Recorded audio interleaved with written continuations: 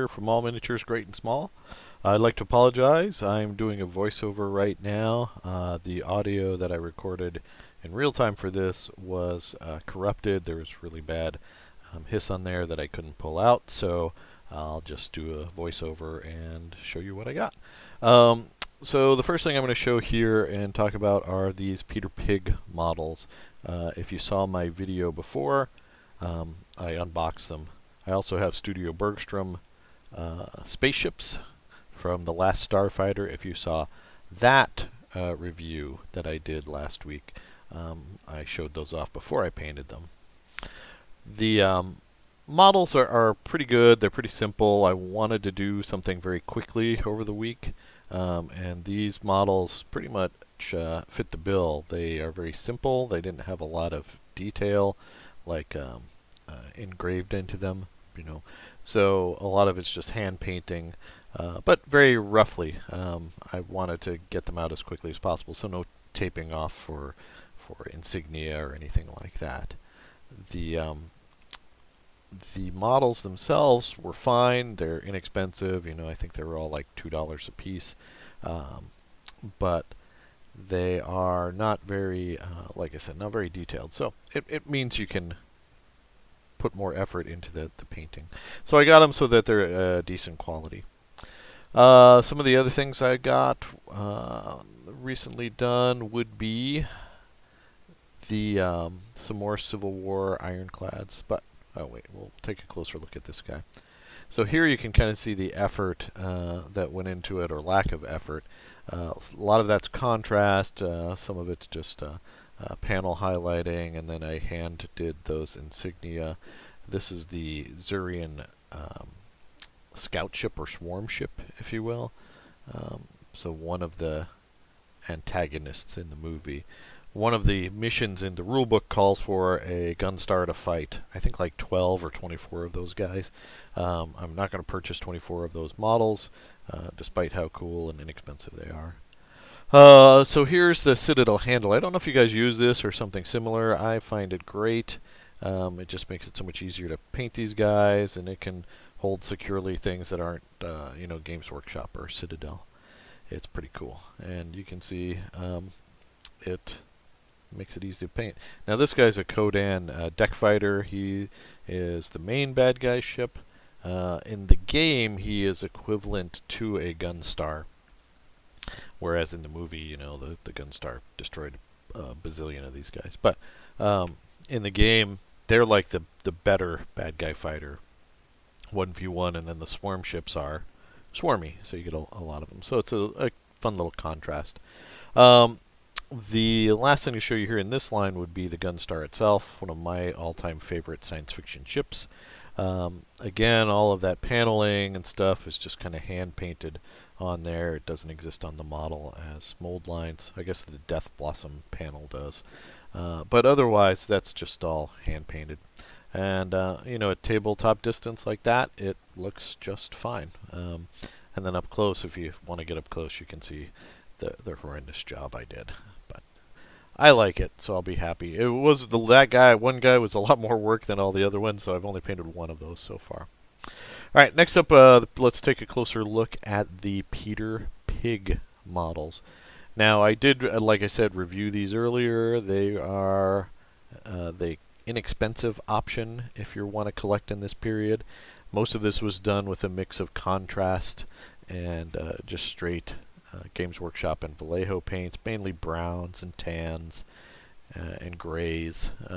These aren't the most colorful of ships. I did put a little red on this one paddle wheeler. This is a Union one, so I gave it a little bit darker hull and a red wheel to make it stand out. This is the General Bragg.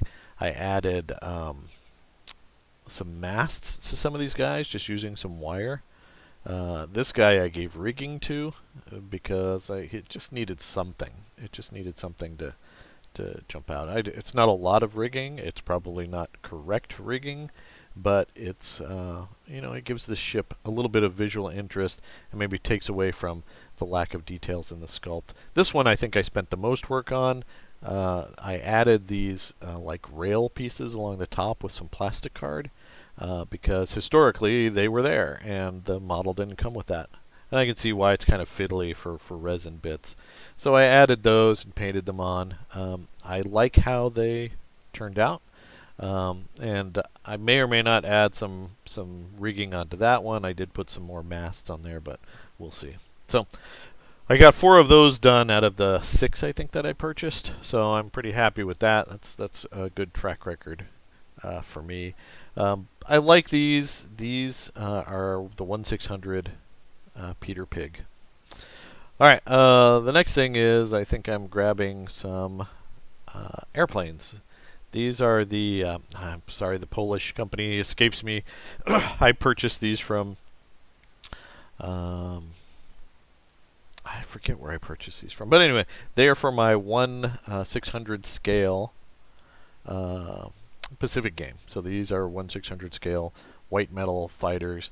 They're just right now getting their base coats olive drab. Those are, you can't really tell the way they're painted and splotched on right now, but they are some P39s, some P40s, and that one that's still in its primer, that is a Brewster Buffalo. So that'll get a Navy paint job.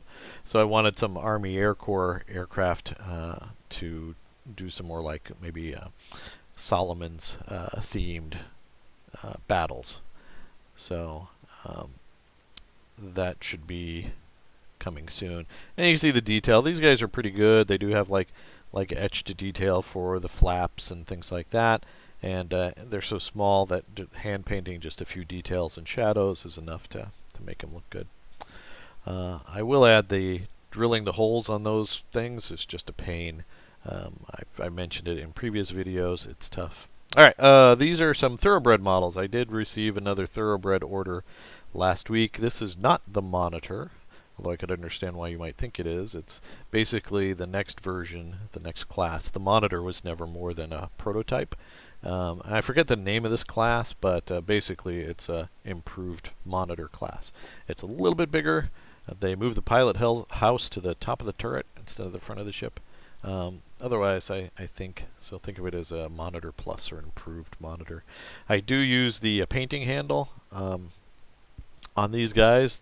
I don't want to pinch it into the clamp on the top, so I just use some blue tack to hold it on. I also, let's see, yeah, there we go. This is the USS New Ironsides. It's probably the biggest ironclad that we'll see in the game. It's just a monster at 1/600 scale. It's all metal. It's just a big ship, but I like it. It's one of my favorite ironclads. The history of the New Ironsides is pretty interesting. I'd check it out if I were you. So the Thoroughbred models, though, I really like them. They're much more detailed than those Peter Pigs, but you pay significantly more. It's almost twice the cost. So it's nice that in this space there are options for gamers willing to spend more. They've got it covered, or if you want a more inexpensive option, you got Peter Pig, or you could go down in scale. You could do that. So here you go, guys. That is the Kodan Swarm attacking the American Civil War. Thanks for watching this video. As always, please check us out on Facebook. Also here on YouTube, if you give us a like and subscribe, we'd really appreciate it. It always helps out the channel. As always, we appreciate you watching, and keep on wargaming.